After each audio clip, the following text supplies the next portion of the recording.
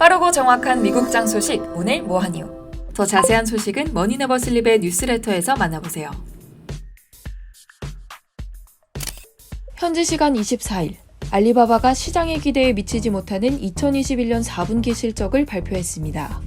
4분기 알리바바의 매출은 380억 7천만 달러, 이는 전년 동기 대비 10% 오른 수준입니다. 2014년 이래 가장 적은 매출 성장률입니다. 알리바바는 앞으로 플랫폼 이용자 저변을 확대하는 대신 기존 플랫폼 이용자 수를 유지하는 방향으로 전략을 선회하겠다고 밝히기도 했습니다. 중국 경제 성장률 둔화가 알리바바의 매출 성장세 둔화에 영향을 미친 것으로 보이는데요. 2021년 12월 중국의 소매 판매는 전년 동월 대비 1.7% 성장, 2020년 12월에 전년 동월 대비 4.6% 성장했던 것과 대비되는 수치입니다. 소비심리 악화로 알리바바의 성장세가 꺾였다는 것은 11월 연례 행사인 싱글스데이 판매 매출에서도 확인이 됐는데요. 지난해 11월 싱글스데이 매출이 8.5% 성장하는 데 그쳤던 거죠. 이는 2009년 행사 시작 이래 가장 적은 매출 성장세였습니다. 이 가운데 알리바바는 앞으로 집토끼 지키기로 사업 전략을 바꾸겠다고 밝혔습니다. 이는 두 가지 이유가 있는데요. 첫 번째는 당국의 규제 심화입니다. 알리바바는 앞서 2021년 4월 시장 지배적인 지위를 악용하고 있다며 중국 규제 당국으로부터 28억 달러에 달하는 반독점 벌금을 부과받은 적도 있었습니다. 두 번째는 중국 내 플랫폼 기업 간 경쟁이 심화됐기 때문입니다. 알리바바는 핀투어투어와 쇼폼 영상 플랫폼으로부터 시장 점유율을 위협받고 있습니다.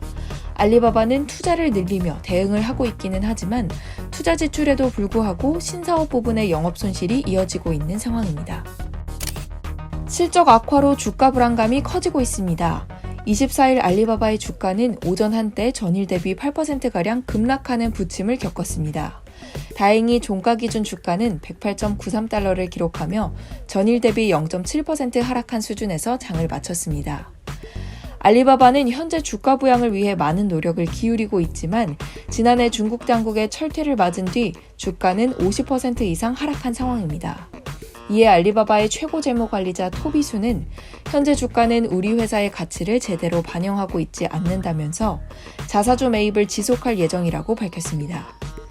실제 지난 4분기 알리바바는 미국 상장 자사주 14억 달러어치를 매입하며 주가 부양을 위해 행동에 직접적으로 나서기도 했습니다.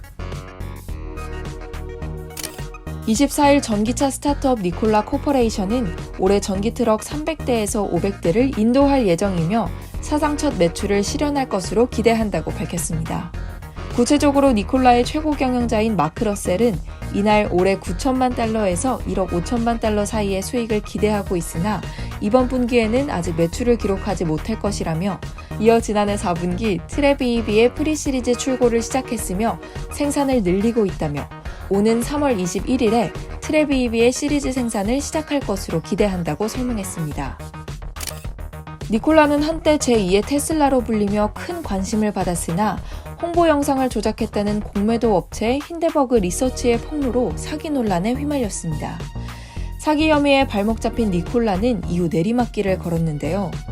니콜라는 지난 12월 첫 전기차를 인도하면서 잇따라 새로운 고객사를 확보하는 등 재기의 발판을 마련했습니다. 만약 예고한 것처럼 니콜라가 첫 수익을 올리며 생산 능력을 증명할 수 있다면 기업 가치 재평가가 이뤄질 수도 있어 보입니다. 니콜라의 주가는 24일 전일 대비 17.72% 급등한 8.04달러로 거래를 마쳤습니다. 매출 발생이 기대된다는 소식이 주가 상승의 발판이 됐죠. 사실 지금까지 니콜라의 주가를 견인한 것은 성장성에 대한 기대감뿐이었는데요. 드디어 가시적인 실적이 기대되며 니콜라에 대한 투자자들의 관심도 다시 높아지고 있습니다. 24일 모더나가 시장 기대치보다 높은 2021년 4분기 실적과 2022년 실적 가이던스를 발표했습니다. 4분기 매출은 72억 달러로 애널리스트들의 예상치인 67억 8천만 달러를 뛰어넘었습니다. 주당 순이익 또한 11.29달러로 예상치인 9.9달러보다 높았습니다. 모더나가 좋은 실적을 낸 배경에는 코로나19 백신이 있습니다.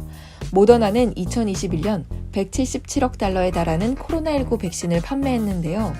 모더나 최고 경영자 스테판 벤셀은 미 경제방송 CNBC에 출연해 코로나19가 풍토병으로 자리 잡을 것으로 보인다면서 2022년 가을쯤에도 50세 이상 기저질환자에 대한 4차 부스터샷이 필요할 것이라고 말했습니다. 모더나는 현재 오미크론 백신에 대한 임상실험도 진행하고 있다고 밝혔어요. 또 오미크론 외 다른 코로나19 변이종에 대항할 수 있는 백신을 개발 중이라고 밝혔습니다.